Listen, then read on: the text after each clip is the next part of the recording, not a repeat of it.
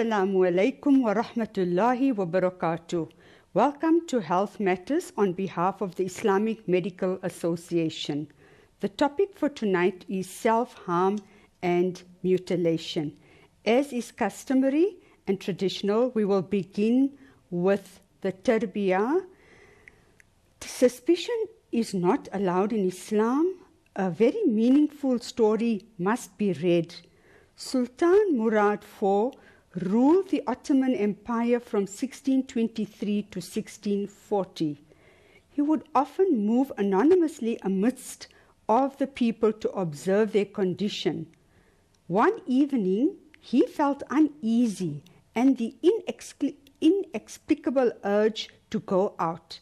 He called for his head of security and set out together. They came to a busy area and found a man lying on the ground. Sultan Murad prodded him but found that he was dead. The people were going about their own business. Nobody seemed to care about the dead man lying there. Sultan Murad called out to the crowd. They did not recognize him and asked him what he wanted. He asked, "Why is this man lying dead on the ground, and why does no one seem to care? Where is his family?" They replied, "He is so and so, the drunkard and fornicator." That is how they replied. Sultan Murad asked, "Is he not from the ummah of Muhammad sallallahu alayhi wasallam? Now help me carry him to his house." The people helped Sultan Murad carry the dead man to his house. Once they deposited the body, they left. Sultan Murad and his assistant remained. When the man's wife saw his corpse, she began weeping. She said to his dead body, "Allah have mercy on you, O friend of Allah. I bear witness that you are amongst the pious." Sultan Murad was bewildered. He asked, "How is he from the pious when the people say such and such things about him? So much so that no one even cared he was dead." She replied, "I was expecting that. My husband would go to the tavern every night and buy as much wine as he could. He would then bring it home and pour it all down the drain. He would then say, 'I saved the Muslims a little today.' He would then go to a prostitute, give her some money, and tell her to close her door out until the morning. He would then return home for a second time and say, 'Today I saved a young woman and the youth of the believers from vice.' The people would see him buy wine, and they would see him go to the prostitutes, and they would consequently talk about him. One day I said to him, 'When you die, there will be no one to bathe you, there will be no one to pray over you, and there will be no one to bury you.' He laughed and replied, 'Don't fear, the Sultan of the believers, along with the pious, shall pray over my body.'" Sultan Murad began crying. He said, "By Allah, he has said the truth, for I am Sultan Murad. Tomorrow we shall bathe him, pray over him, and bury him." And it so happened that the Sultan, the scholars, the pious, and the masses prayed over him. We judge people by what we see and what we hear from others, but concealed in their hearts is a secret between them and their Lord, their Creator.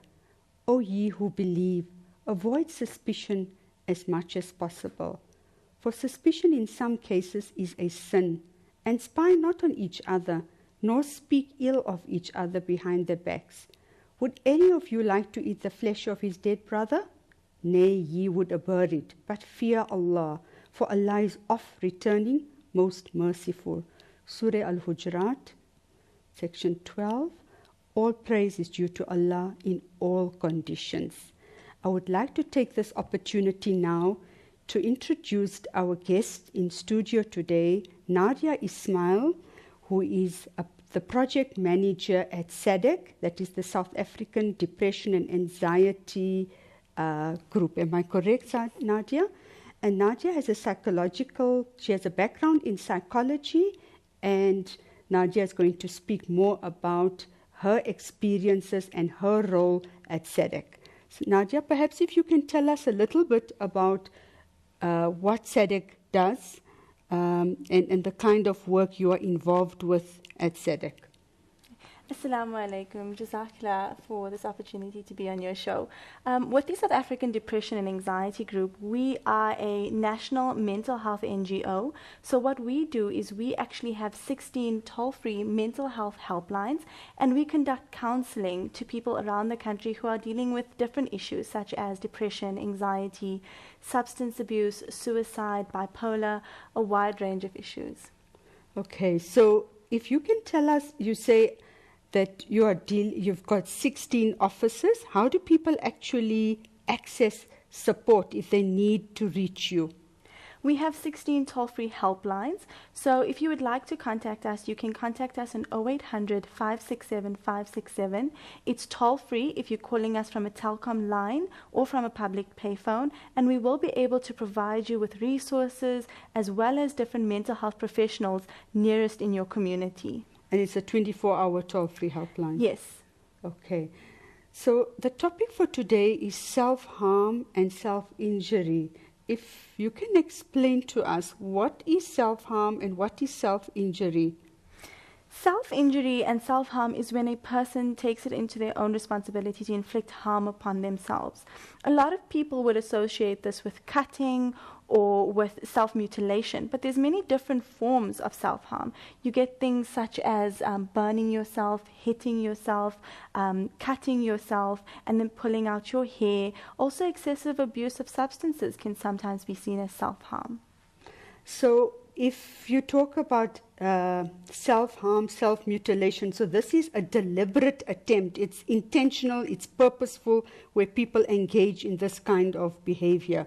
And you said that pulling one's hair, biting oneself as well, and head banging, would that also constitute self-harm?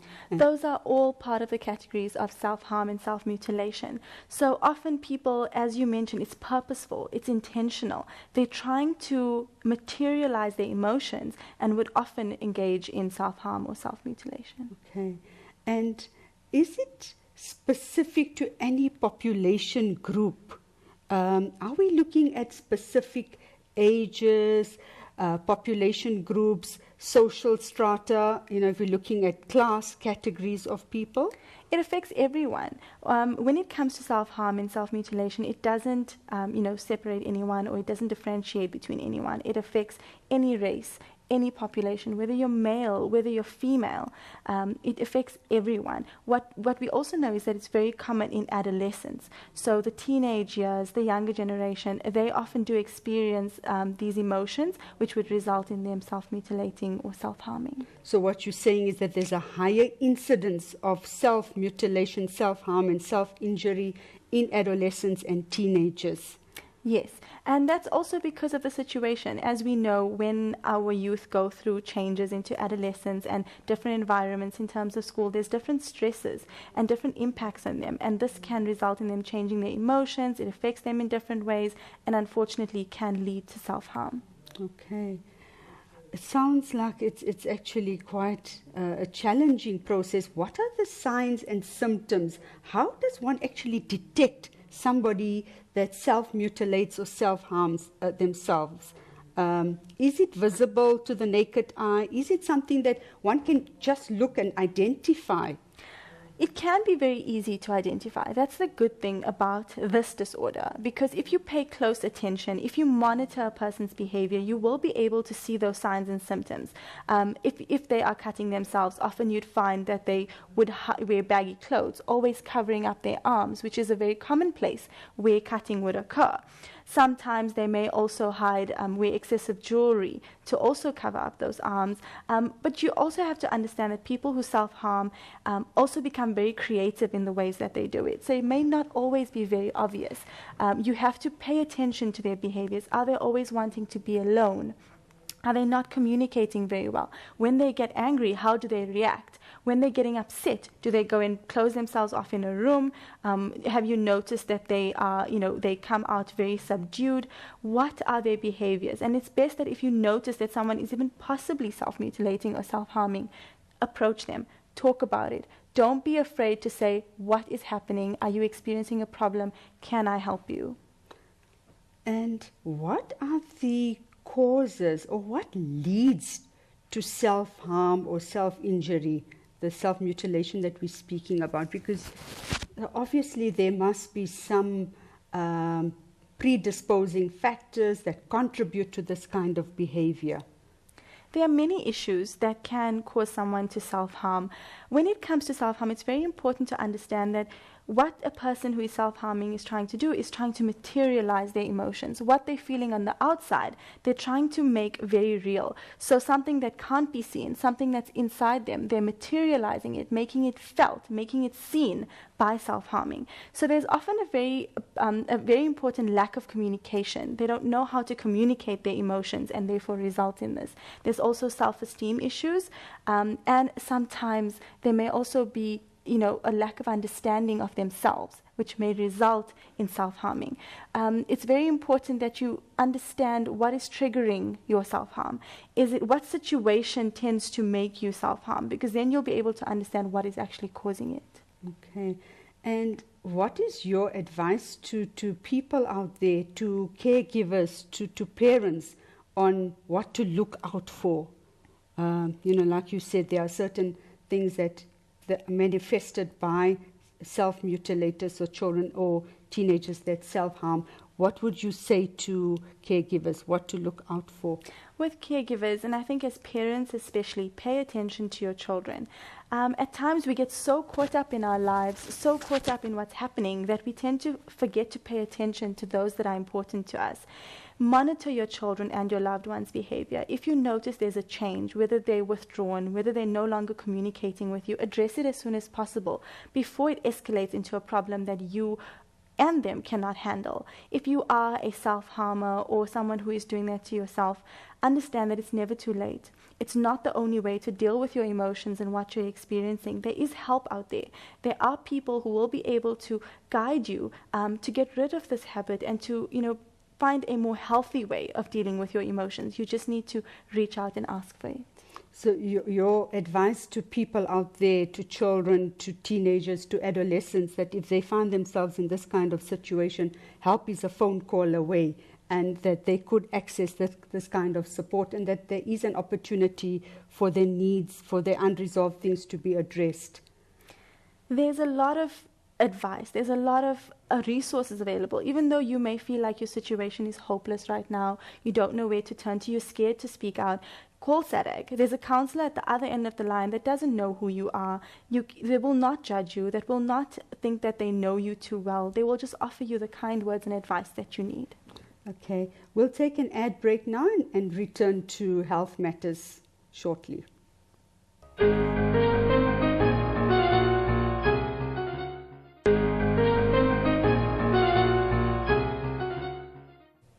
Assalamu alaikum wa rahmatullahi wa barakatuh. For those of you that have just tuned in, our guest in studio today is Nadia Ismail, a trauma counselor, and she's the project manager at SADAG, the South African Depression and Anxiety Support Group. And Nadia's focus today is on self-mutilation, self-harm, and self-injury. Nadia, we talked about self-injury and self-harm, and just from what you mentioned, it's about individuals facing overwhelming situations, quite distressed and unable to cope, feeling powerless, helpless and hopeless in their situations, and this is their way of trying to deal with the situation. So it's a maladaptive coping mechanism. It's not an adaptive behavior. So if we're looking at what actually leads to this self-injury, we see that sometimes children that are experiencing rejection or are even rebelling against authority figures are likely to manifest this kind of behavior.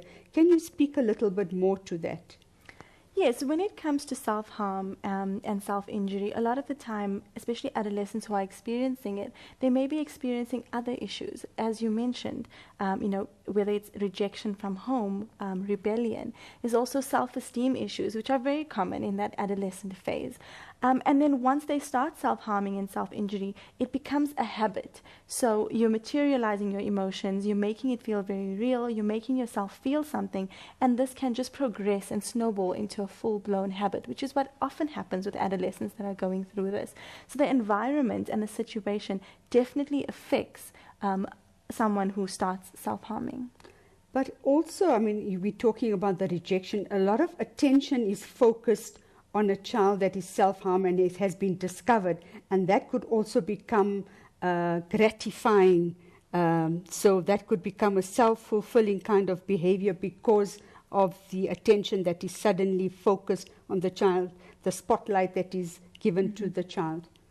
Yes, when it comes to self-harming, a lot of children who do self-harm and they found out, as you mentioned, that spotlight, that attention, can sometimes become very envious from other students. So people around them, other colleagues, students, they may think, oh, this person's got so much attention, they're so cool, they're the popular one, I want to be like them.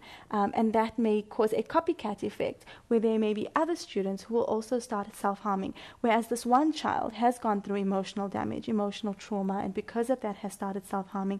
Other children may jump on and may do it as well, simply because it's a copycat behavior.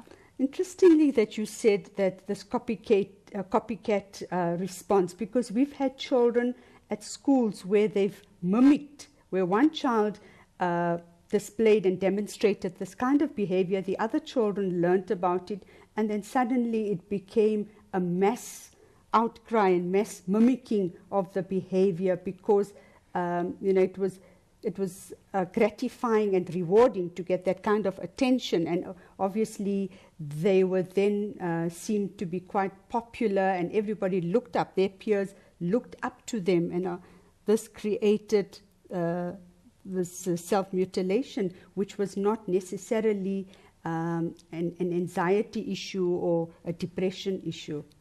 That often happens, whereas it becomes a very common behavior in the school. And when you visit a school, if you find that the students are cutting, you often find they don't know why they're doing it. It's just because it's become common amongst their peers and amongst them. But what we also need to understand is that it then becomes a coping mechanism for them as well, because they're so used to this emotion, feeling this hurt. When they are faced with difficult situations, which, let's face it, everyone is, they will also start using this as a way to cope with their emotions, because they've learned that this is the only way to do so. Yeah, so it's fulfilling those unmet emotional needs inside of them. Again, in my experience, we found that a lot of victims of physical, emotional, and psychological abuse also resort to self-cutting as a way of coping, as you've described.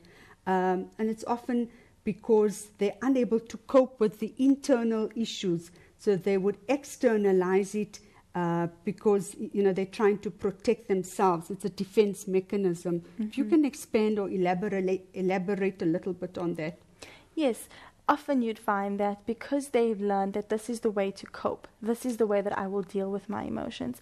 Something interesting to bring up here is that many people would associate it with a suicide attempt, which is actually not correct. A suicide attempt, they've lost hope, they don't want to cope with their behaviors, whereas with self-harm and self-injury, they are trying to cope, they want to cope, and they're using the self-harm as a way to cope with their emotions. The key to helping a person going through this, and the key to resolving this issue, is to find replacement behaviors to somehow help the person let go of this habit and to overcome this problem of self-harm and self-injury. But often it's also a way of crying out for help, for actually saying, I need help, look at me, focus on me, pay attention to me. Am I correct? Yes. As with adolescents, whenever there's a change in their behavior, whether they've started doing badly at school, whether they're isolated from their friends, their family, their loved ones, they're not communicating with you the way they used to, it is a cry for help. They're not just looking for attention, but something is wrong. Something is going on with them that needs attention, and you need to ask them what is going on, what are you dealing with, to try and help them as quickly and as properly as possible. And sometimes we find that as a result of, and this is very common and prevalent in victims of sexual abuse, because they feel so numb inside, they're trying to bring that pain outside to actually experience and bring it to the surface. Yes, they feel this emotion that is on the inside. They don't know that it's real because they become so used to experiencing it and feeling it. They become numb to it, as you mentioned. So in order for the emotions to be real, for these feelings to be real, they need to be able to see it. It needs to be tangible. And that is when people start self-harming. By seeing the cuts, by seeing all of that, it's real. The pain that they're feeling is now real, and they can actually see what they're going through. The actual bleeding is also gratifying for them, because then they can actually say, I can see this. I can actually see my pain. It's a release as well. Release, indeed. What other symptoms of self-injury are common in children or adolescents that self-mutilate? I think it's important that you just notice any change of behavior, especially with adolescents. Children, you may think they can hide things very easily, but if you pay attention to them, you can pick up on those small little signs.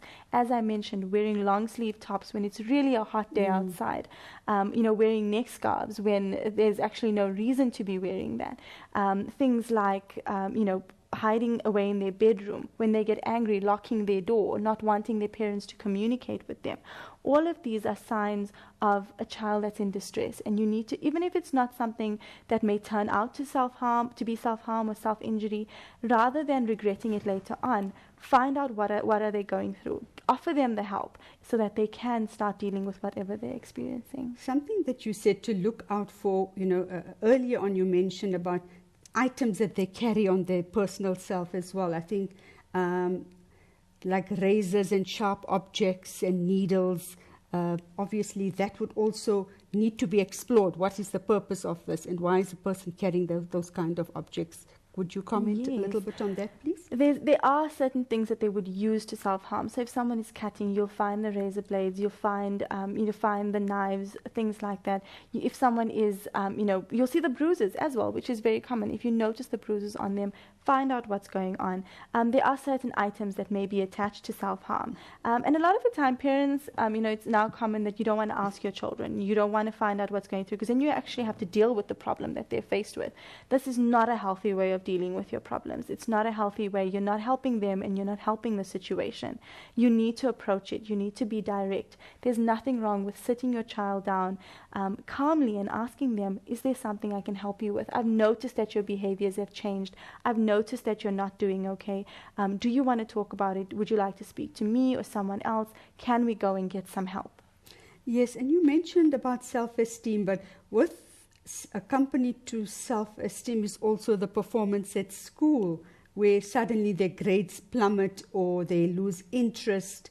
And as has been mentioned earlier by you, that they self-harm and injure themselves on areas which are not visible. So the common areas, if you can identify, I know some of the areas are your upper arms and the inner thighs, but if you can just speak to that as well.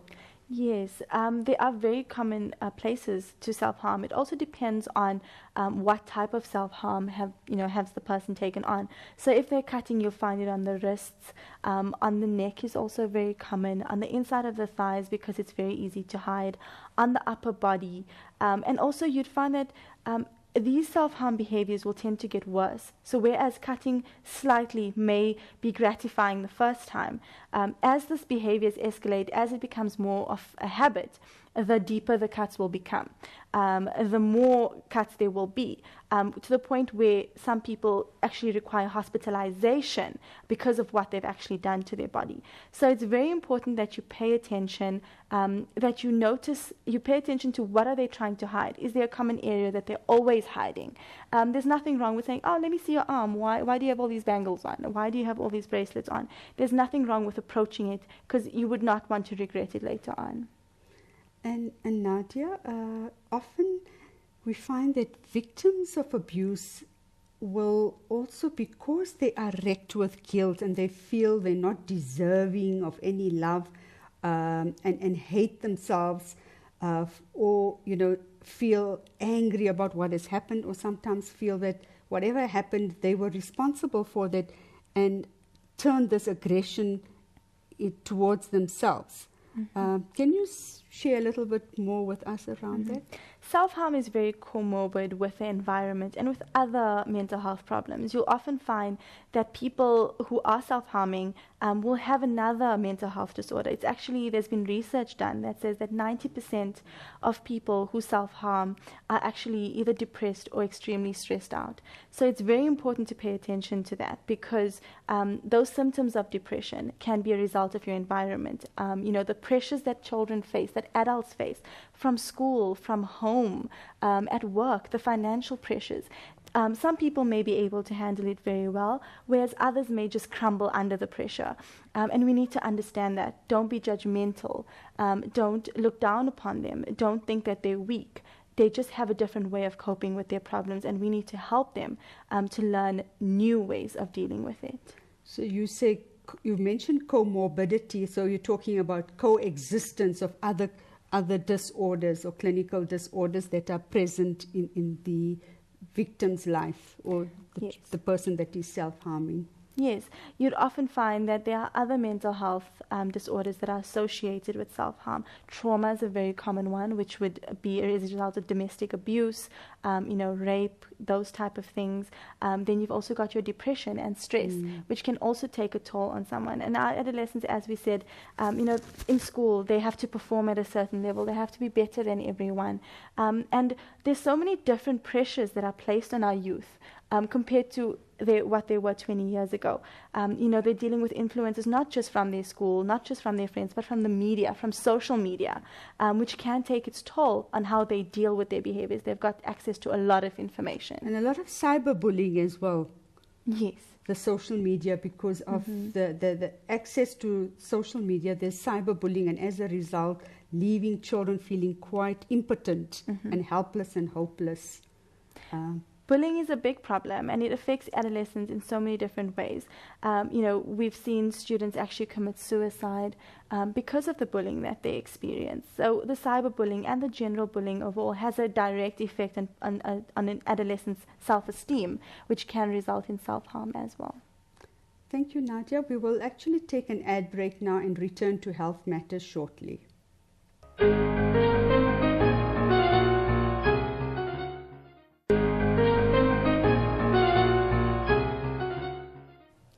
Assalamu alaikum wa rahmatullahi wa barakatuh. Welcome back to Health Matters.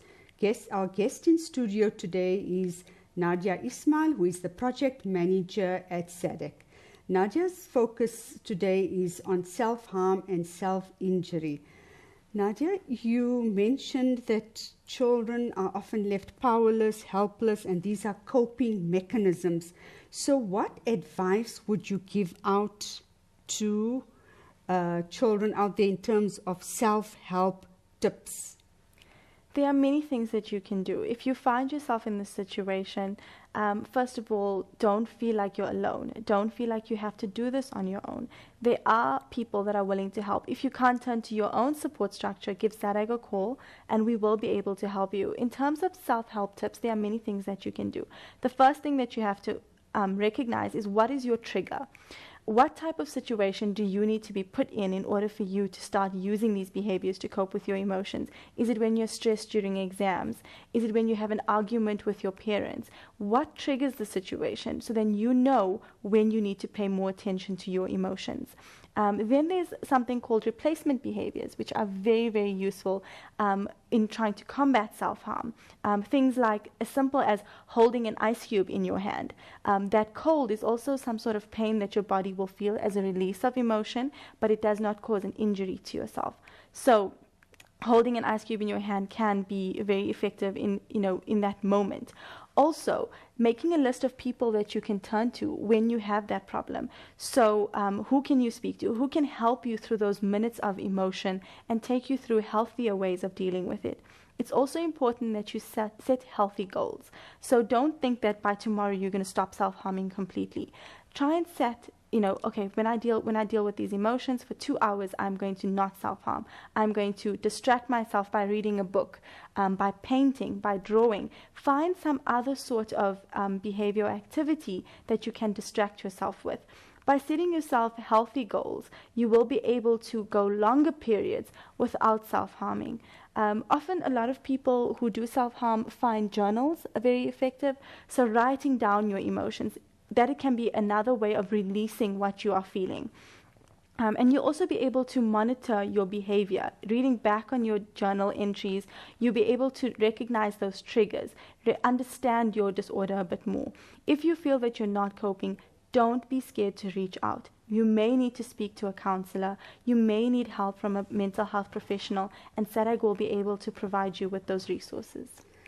Thank you, Nadia. I think that's been very helpful and useful. I would like to open the lines up for the viewers. It's 011 086 7700. I repeat, 011 086 7700. Nadia, self-help, and I think what one needs to consider is that with the self-help, one cannot refrain or move away from any kind of therapeutic intervention as well. So to actually seek professional intervention from a reputable professional, a recognized professional. Yes. In order to treat self-harm, you do need to get to a mental health professional. You cannot do it on your own. Those self-harm, self-help tips for self-harm will help you, but that is to work in conjunction with your mental health professional. So you do need therapy. Therapy has been seen as the most effective way to deal with the problems and to deal with self-harm. So it's very important that you get that resource. I think it's also important to understand, we've spoken a lot about self-cutting, the self-mutilation, which has been deliberate and purposeful because of underlying, unmet, unresolved issues and needs. But we also find that people pull their hair, but repeatedly. And can you share a little bit with the audience around that, the viewers? Yes, as I mentioned earlier, pulling your hair is another form of self-harm, but it also depends on when you're doing it. With self-harm, what we know is that it becomes a repetitive behavior. So it's a continuous behavior. Compulsive. A compulsive behavior. When you start doing it, there's often a trigger, as I mentioned, where you're either stressed, you're emotional, and that is when you start doing it. And if this continues, it becomes a habit, and that is when it is a problem. If now and then you get a bit upset and you pull your hair and, it's not a continuous behavior. It may not be something to be too concerned about. But when it becomes repetitive, when it becomes a habit, and when it becomes a way that you are releasing your emotions, that is when it is a problem and you need to get help for it. Okay, so we're looking at frequency and severity. We've got a caller on the line. Assalamu alaikum wa rahmatullahi wa barakatuh. Wa alaikum salam. Brother, how can Nadia help you? I just got a question for Nadia. How are you, Nadia? Alhamdulillah, and you? Good thing. Nadia, I just wanted to find out what SADAG, the guys provide support for family as well, of people who do self-harm and maybe need some counseling. Yes, our helpline is not just for people who are experiencing self-harm themselves. We often get calls from family members who just don't know which direction to turn to. They're dealing with their loved ones who are experiencing many problems, depression, self-harm, whatever it is, and they would just like some guidance on how do they respond to it. So yes, we can help you. We do have the resources for family therapy as well as just some guidance on how to approach the situation.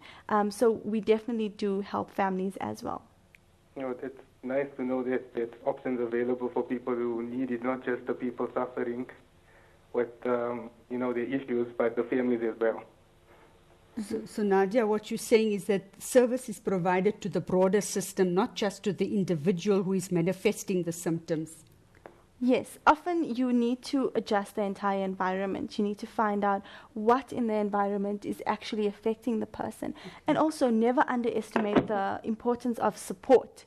So even though you feel like you're in this alone, when you have your friends and your family on your side helping you through everything, you become much stronger. You feel that you can overcome this a bit easier.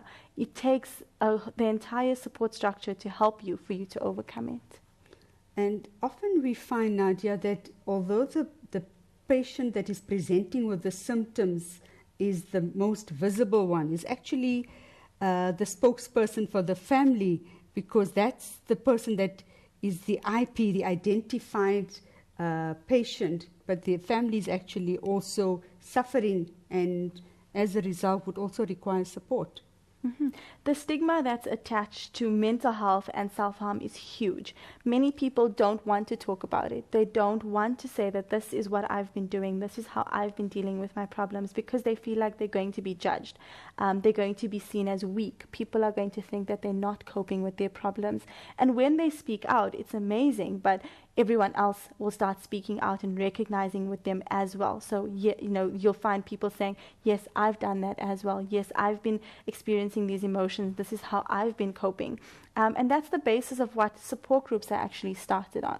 So SADAG offers referrals to support groups as well. We currently help manage over 300 mental health support groups around the country. So support groups are run by patients who come together, who have learned how to deal with their emotions, who are stable and just want that extra guidance and support. It's often very effective for self-harm as well. So you're saying that there are self-help support groups, so people that have been afflicted and inflicted with this kind of mental health disorder are instrumental in facilitating these groups. Yes, and it's free. There's no charges for it. It's just people who come together either once a month or twice a month to share their experiences, share their healthy ways of coping, and just give support. Often you find that people who are experiencing a mental health problem don't want to speak to their family members because they don't really know what I'm experiencing. They say they understand, but they don't know these emotions. And when you find yourself in a room with people who have experienced the same thing, they've dealt with it, they've gone through those same procedures, you feel much more supported and you feel like you can get a lot more help. Well, it sounds like what you're saying, there's an element of universality, that I'm not in this alone. There are others like me. So obviously they feel safer. It's a contained and safe space for them to share their experiences. I would just like to announce that the lines are open, and please feel free to phone in on 011 086 7700.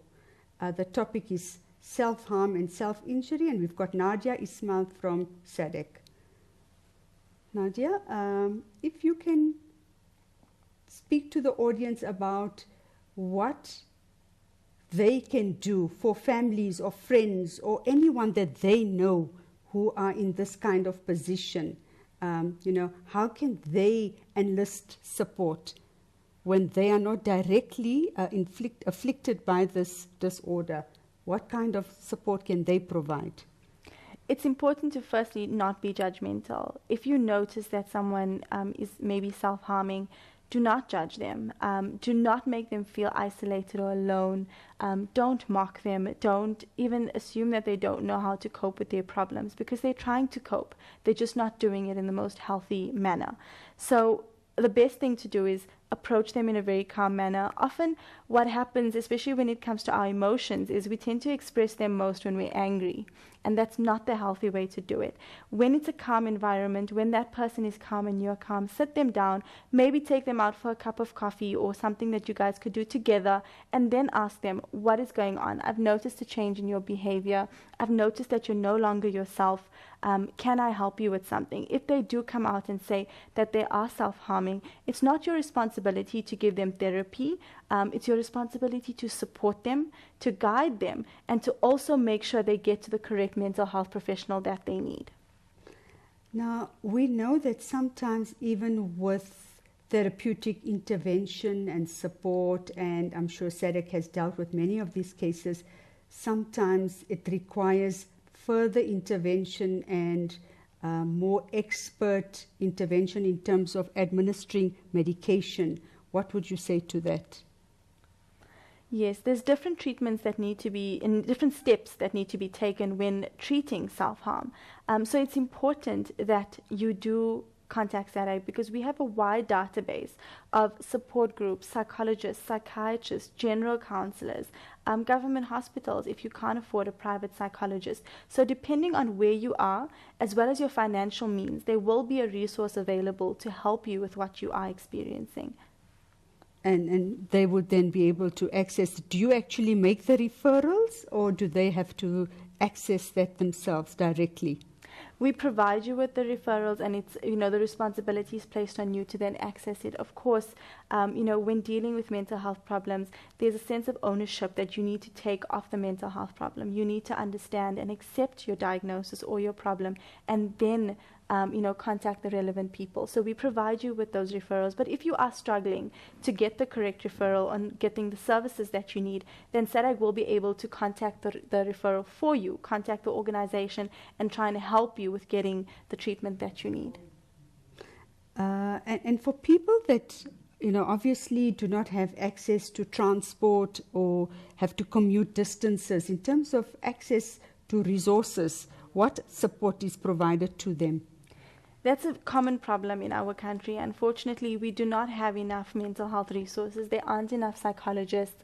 There aren't enough psychiatrists. And this is the gap that SADAG tries to bridge.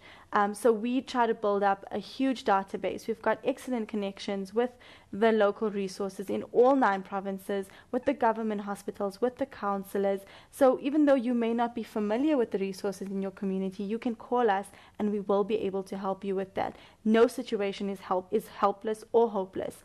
We receive over 400 calls a day from people around the country dealing with many different problems, and we have help for each and every one of them. So you're saying that it's very positive, and then there's hope for everybody, that people that have come through this service and support have benefited immensely from it. Yes, there's so much resources. There's so many different things out there that you may not be familiar with. All you have to do is reach out and ask for it, and SADAG will be able to help you with that. Just a reminder to people out there, the lines are open. The number to call is 011 086 7700. Nadia, just to children, to the general public out there, what advice or what take-home messages would you like to leave them with? The first thing is that your situation is not hopeless. As I mentioned earlier, you can overcome this. You can learn healthy ways of dealing with your problems. When it comes to your adolescence, if you are a parent who's concerned about your child, approach it. Find out what is going on. Because what we also need to understand is that if this is the way that they learn to cope with their emotions when they are younger, this is how they will cope with it for the rest of their lives. So the earlier you recognize the problem, the earlier you treat the problem, the better it will be for your loved one. So rather than avoidance or let's pretend it's not there, it's actually to acknowledge it, to actually acknowledge and address it. And what you mentioned earlier, I like that, is about communicating, opening the lines of communication and dialoguing with your child and with the person that is affected and inflicted with this disorder. Communication is very, very important, no matter what they are experiencing. Whether it's another mental health problem or self-harm, you need to communicate with your loved one. You need to understand what are they experiencing and what help do they need from you. As I said, do not underestimate the power of support. If you have a loved one that's experiencing self-harm, you supporting them, you guiding them, you showing that you are willing to help them through this procedure can go a very long way in their treatment plan and making sure that they overcome it. Do you have any positive stories to share with us? Anything that comes to mind or that you can share with the viewers out there? There's so many. As I mentioned, SADAG receives over 400 calls every single day, and we are there to guide you. So we get calls from people who are at a very low points.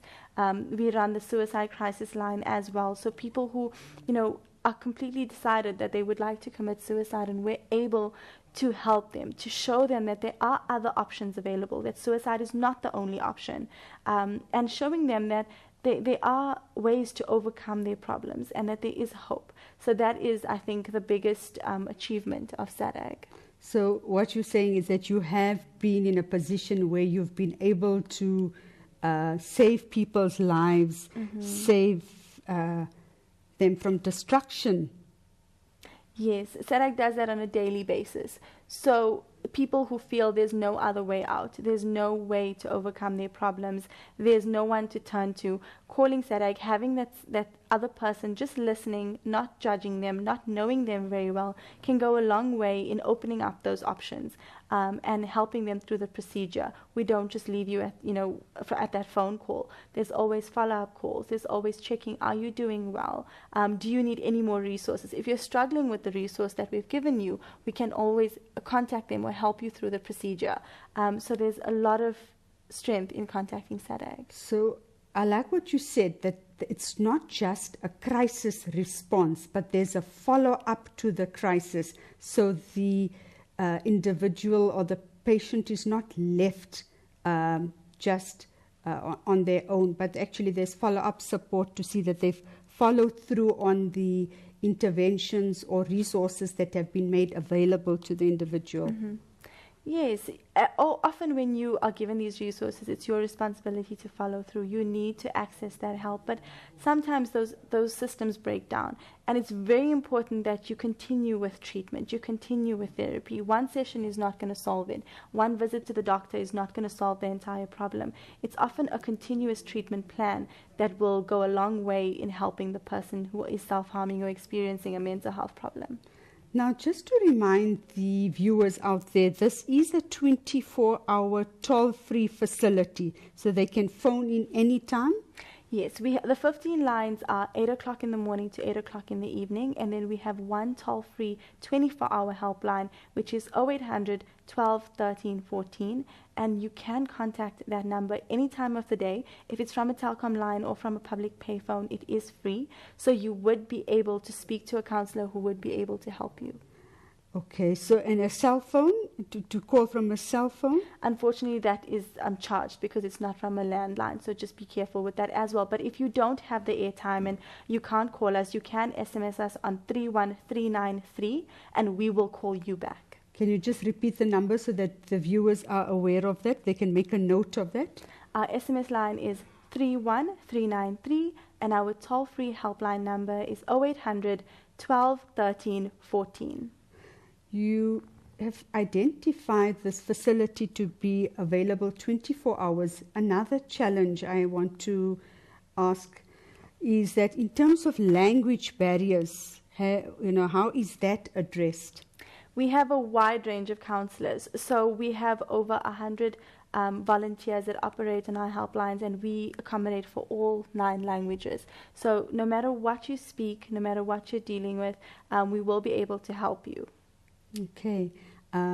Is there any last messages that we can conclude with, Nadia? If you would like to say anything to the viewers, we're wrapping up now. If you're experiencing a mental health problem or you are self-harming, contact SADAG. Give us the chance to help you. There will be a counselor at the other end of the line who will be able to guide you to your mental health professional. So call us on 0800 12 13 14. Thank you, Sister Nadia. That was very informative and I'm sure very meaningful for the viewers out there. In concluding, we would like to end with a recitation from the Holy Quran. وَالْأَسْرِ إِنَّ الْإِنسَانَ لَفِي خُسْرٍ إِلَّا الَّذِينَ آمَنُوا وَعَمِلُوا الصَّالِحَاتِ وَتَوَاصَوْا بِالْحَقِّ وَتَوَاصَوْا بِالصَّبْرِ. Assalamu alaikum wa rahmatullahi wa barakatuh. Until next time, we will see you again at Health Matters. Shukran.